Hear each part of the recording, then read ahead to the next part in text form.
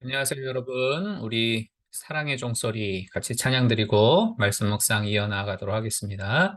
주께 두 손 모아 비나니 크시는 총 베푸사 밝아오는 이 아침을 환히 비춰주소서.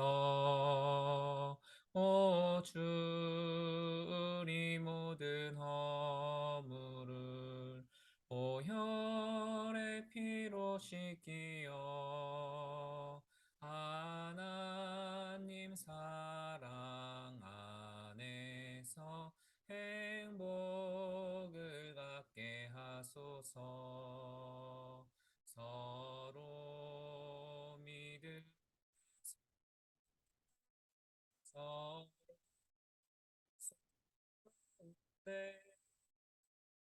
서로 사랑해서 손잡고 가는 길, 오 주 사랑의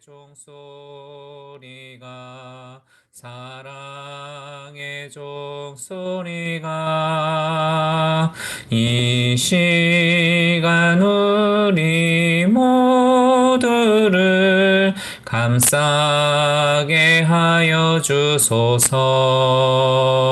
서로 믿음 안에서 서로 소망 가운데 서로 사랑 안에서 손잡고 가는 길, 오 주 사랑의 종소리가 이 시간 우리 모두를 감싸게 하여 주소서. 아멘. 기도하겠습니다.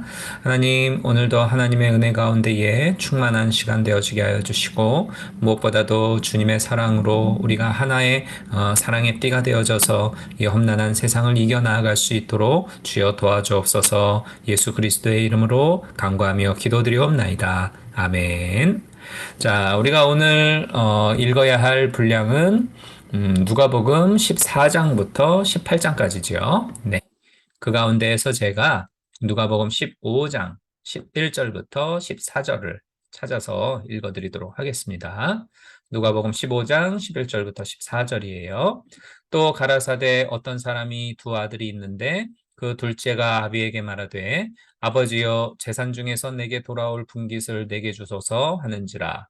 아비가 그 살림을 각각 나눠 주었더니 그 후 며칠이 못되어 둘째 아들이 재산을 다 모아가지고 먼 나라에 가 거기서 허랑방탕하여 그 재산을 허비하더니 다 없이 한 후 그 나라에 크게 흉년이 들어 저가 비로소 궁핍한지라. 아멘. 오늘 본문은 탕자의 비유라고 해가지고 우리에게 너무나 잘 알려져 있는 내용입니다. 읽어드려야 할 분량이 너무 많아서 다 읽지는 못하고 제가 14절까지만 읽었는데요. 여러분들이 한번 찾아서 읽어보시면 좋겠습니다. 이미 내용은 잘 알고 계시죠? 둘째 아들이 아버지의 재산을 가지고 집을 나갔다가 허랑방탕하게 다 써버리고는 이제 회개하고 집으로 돌아오지요. 그러자 집 떠났던 아들을 환영하며 아버지는 큰 잔치를 베풀어 줍니다. 이 광경을 본 첫째 아들이 아버지에게 찾아와서 따지지요. 아버지, 나는 지금껏 아버지를 위해 열심히 일해왔는데 나를 위해서는 한 번도 이런 잔치를 열어줘 본 적이 없습니다. 그런데 재산 다 날린 둘째 아들을 위해서는 이렇게 성대한 잔치를 열어주시니 저한테 너무하신 거 아닙니까? 하면서 둘째인 그 동생을 비난하고 또 한편으로는 아버지에 대해서 섭섭한 마음을 토로하게 되죠. 이 같은 비유를 예수님이 하시는 데에는 사실 그 뒷배경이 있습니다. 15장 1절을 보면 세리와 죄인들이 예수님의 말씀을 듣기 위해 모여 있었어요. 예수님은 이들을 기쁘게 맞이하면서 같이 식사를 나누며 즐거운 이야기를 나누십니다. 그런데 이 모습을 본 바리새인과 서기관들이 수군거리면서 예수님을 비난하죠. 예수님의 오늘의 이 비유는 한 공동체 안에 있는 사람들의 갈등을 보여줍니다. 한쪽은 하나님의 법을 성실하게 지켰기 때문에 자기들은 의롭다라고 생각하는 바리새인과 서기관들이 있지요. 바로 예수님이 비유하여 주신 큰 형과 같은 사람들입니다. 다른 쪽에는 죄인이라 불리는 세리들과 창녀들이 있습니다. 둘째 아들 탕자인 것이죠. 이들은 서로 어울릴 수 없다고 생각합니다. 이쪽에서는 저놈들은 위선자고 거짓된 놈들이야 라고 하고, 또 저쪽에서는 이쪽을 저런 죄인들, 정말 나쁜 놈들이라고 이야기를 해요. 그러니까 그들은 서로 비난하면서 손가락질하면서 공동체 안에 함께 섞이려고 하지를 않습니다. 그러니까 사람들은 각자의 삶을 살아가면서 저마다 자기의 경험과 삶에 대한 태도라든가 습관에 따라서 자기만의 삶의 영역을 갖게 됩니다. 그리고 그 영역을 지켜나가기 위해서 자기만의 생각과 경험과 그리고 그에 따르는 선입견, 편견, 고집, 뭐 이런 것들을 가지게 되죠. 그러면서 내 마음의 문을 폐쇄해버리고 어느 누구의 생각도 혹은 의견도 들어오지 못하도록 막아버리고 다른 이들을 배타적으로 대하게 됩니다. 하나됨이라든가 화합보다는 분리와 배타와 배제만 존재하게 되고, 그러다 보면 그 안에는 항상 판단과 정죄와 심판만이 난무하게 돼요. 이해와 용서와 수용과 받아들임 같은 건 사라지고, 이거는 이거고 저거는 저거고 너는 너고 나는 나다 라는 그러한 사상만 팽배해지면서 결국은 인간관계와 그 공동체는 공멸해버리고 마는 것입니다. 오늘 본문은 바로 이러한 갈등을 가지고 있는 바리새인들과 서기관, 그리고 한쪽인 또 다른 한쪽인 세리와 죄인들이 어떻게 하나의 믿음의 공동체를 만들 수 있는지를 보여줘요. 그건 바로 자비와 긍휼입니다. 너희 안에 이 마음을 품으라 곧 그리스도 예수의 마음이니라고 빌립보서 2장 5절에서는 말씀하죠. 그럼 예수의 마음이 무엇이겠습니까?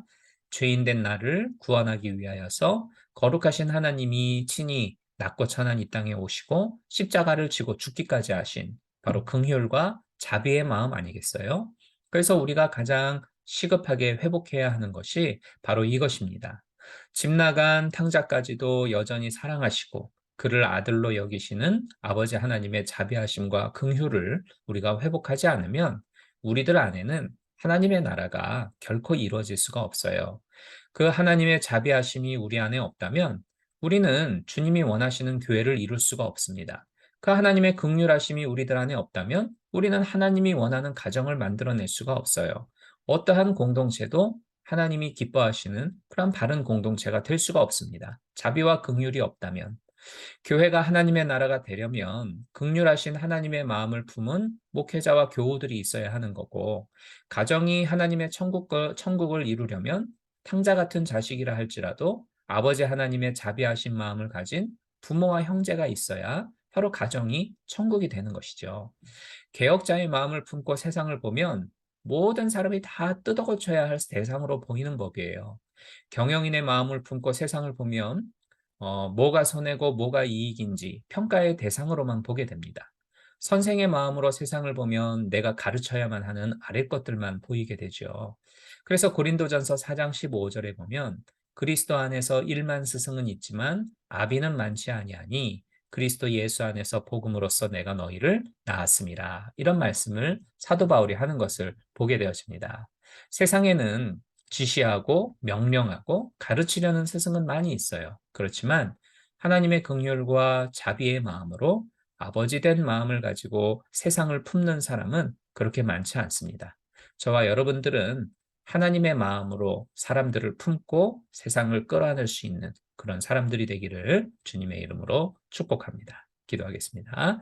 은혜로우신 하나님, 오늘 말씀처럼 우리에게 넓은 마음을 허락하여 주시고 포용과 또한 이해와 또 사람들을 받아줄 줄 아는 그러한 넓은 그릇의 마음이 되도록 도와주옵소서. 그래요, 하나님의 마음을 품고 세상을 바라보고 많은 이들을 용납함으로 말미암아 우리가 머무는 모든 공동체가 하늘나라가 될 수 있도록 주님 도와주옵소서. 예수 그리스도의 이름으로 간구하며 기도드리옵나이다. 아멘. 자, 어느덧 주말이죠. 평안한 주말 보내시고요. 돌아오는 주일날 예배를 통해서 또 뵙도록 하겠습니다. 평안한 주말 되세요. 샬롬.